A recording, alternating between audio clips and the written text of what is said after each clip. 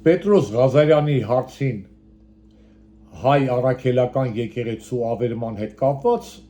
Նիկոլի թիմակից, կուսակից, մտերիմ ընկեր, նախկին առողջապահության նախարար Արսեն Թորոսյանը ասաց, որ եկեղեցին Ադրբեջանի տարածքում Ադրբեջանի իսկ ուժի կանի, կուզի կավերի, կուզի կվերանորոգի, կուզի հողինք հավասարեցնի։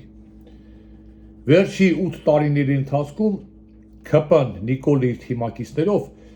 այնպիսի բաներ են խոսացել, այնպիսի բաներ են արել, այնպիսի փորձանքներ են բերել Հայաստանի եւ ժողովրդի գլխին, որ աշխարհում մեկ այլ քաղաքակիրթ մարդանման հասարակություն այդ բոլորը չեր ընդունի։ Քարը կառներ մահակներով, ծեծելով դրանց դուրս կվրդեր։ Այն ինչ որ ասեց Արսեն Թորոսյանը, դրանից էնյան էլ աշխարհ չկա։ Չեմ էլ ասում,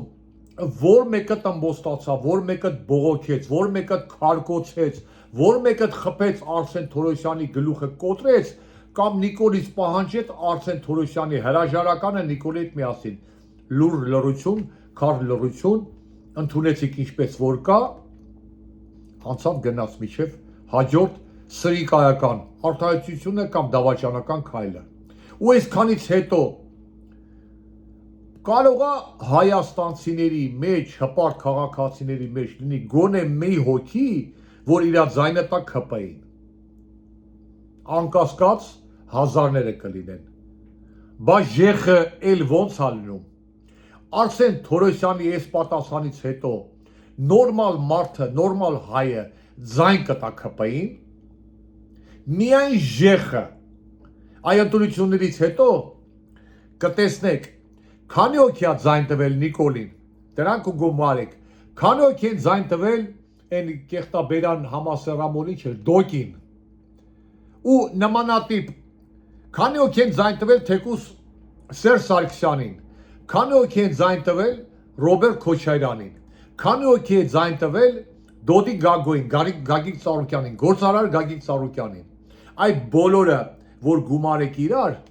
կտեսնեք, թե Հայաստանի Հանրապետությունում քանի տոկոսն է ԵԽ, էլ հետո չասեք վիրավորում եմ, էլ ԵԽ պոզոպոչով է լինում, այսքանից հետո 8 տարյա, 28 տարյա, որ բերում են ժողովրդի գլխին, սենց համբերատար կուլ եք տալի, միայն ԵԽ կարա կուլ տա, ժպտա, ծապտա, նկարվի, համբուրվի, ժպտա, մի հատ էլ ասի այդ նշանից դու Հայաստանի խփեմ դոշիս։